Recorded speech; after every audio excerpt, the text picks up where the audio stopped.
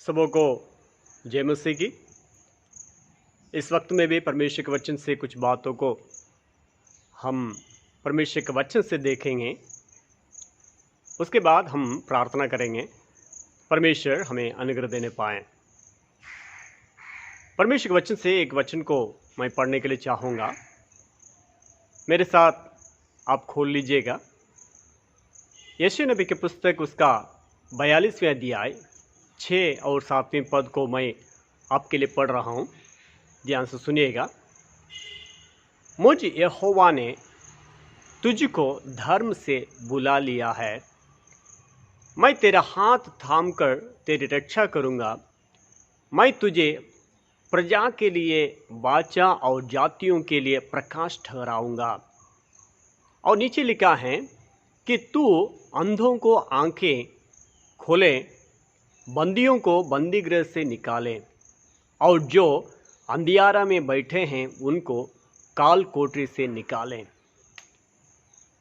आपको और हमें परमेश्वर अपनी संतान बनाया, उसके पीछे या परमेश्वर आपके प्रति कुछ बातों को इंतजार करता है। हम ऐसे ही यीशु मसीह या आपसे और हमसे ऐसे ही बिना कारण आपसे और हमसे प्रेम नहीं किया। आपसे और हमसे परमेश्वर ये इंतजार करता है, जो आप पहले जब बंधन में थे, अंधकार के बातों में फंसे हुए थे, आंखें खुले रहने के बावजूद भी अंधे जैसे जो नहीं करना चाहिए उन बातों करते थे, सच्चे परमेश्वर को छोड़ करके अन्य चीज़ों के ऊपर आप ख्याल करते थे या उसके पीछे आप चलते थे। लेकिन आज परमेश्वर आपको अपने संतान बनाया। अगर हम संतान हैं, हमारा एक जिम्मेदारी है कि उस महान परमेश्वर का उद्देश्य को, उस परमेश्वर का इच्छा को पूरा करना। क्या इच्छा है? जो अंधकार में रहते हैं, जो काल कोठरी में बंद पड़े हुए हैं, पाप के बंधनों में पड़े हुए हैं, उन्हें छुड़ाने का जिम्मेदारी आपका मेरा है। क्या इन बातों को कभी हमने सोचा था कि हमें यीशु मसीह ने छुड़ाया, हमें भी अन्य लोगों को उस छुटकारा के रास्ता में ले आना है? मेरे प्यारों, इस बातों को भूलना नहीं है। आपके मेरे कंधे पर एक बहुत बड़ा जिम्मेदारी रखा गया है। वो ये है कि आप जिस प्रकार इस दुनिया के बातों से, पाप के बातों से, श्राप के बातों से, शैतान के बंधनों से छुटकारा पाएं, उस प्रकार अन्य लोगों को छुड़ाने का जिम्मेदारी आपके कंधे पर है। इसलिए आप चुपचाप बैठ नहीं सकते हैं। आपको अन्य लोगों को इस प्रेम के बातों में या उस यीशु मसीह के बातों में ले आने का जिम्मेदारी आपके ऊपर है। जो अंधकार में हैं, जो अंधे पड़े हुए हैं या काल कोठरी में अंधकार में पाए जाने वालों को छुड़ाने का कार्य आपका मेरा है।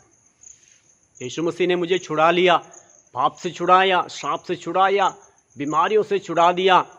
बस हम चर्च में जाएंगे, आराधना करेंगे, उतना में नहीं। आपको एक और कदम आगे बढ़ना है। जिस यीशु मसीह ने आपको छुड़ाया, उस यीशु मसीह के बातों को अन्य लोगों तक पहुंचाने का जिम्मेदारी आपके ऊपर है।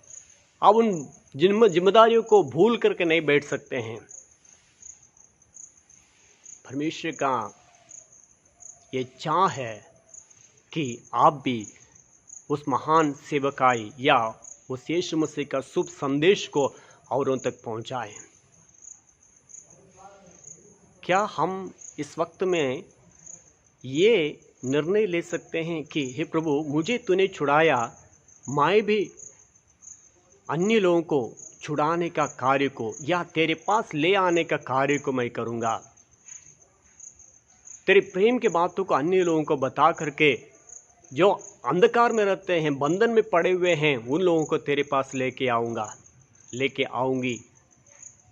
उस निर्णय ले सकते हैं। क्योंकि हमारे ऊपर परमेश्वर का भरोसा है। परमेश्वर हमारे ऊपर भरोसा रखा है कि आप उनकी सेवा को करेंगे, आप उनकी सेवकाई में हाथ बटाएंगे। परमेश्वर में अनुग्रह देने पाए, अपने को सौंपते हुए क्या प्रार्थना करेंगे। अनुग्रहकारी तेरे धन्यवाद देते हुए तेरे पास आते हैं।